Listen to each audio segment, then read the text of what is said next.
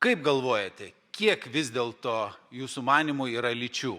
Kaip reikia teisingai atsakinėti į klausimą, kiek yra lyčių, kad mūsų žmonės žinotų tokį atsakymą? Ačiū.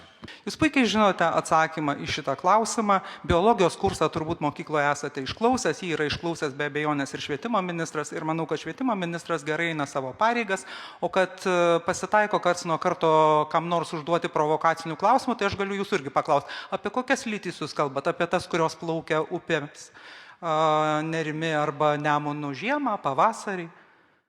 Ta prasme, tai yra toks pats klausimas, kaip ir jūsų klausimas. Tiek aš galiu pasakyti šio klausimą. Tačiau visgi paklaustas apie tai, ką turėtų atsakyti mokytojas, vaiko paklaustas apie tai, kiek yra lyčių, atsakymo neturi pats. Nežinau. Tai aš nesu ekspertas šitos temos.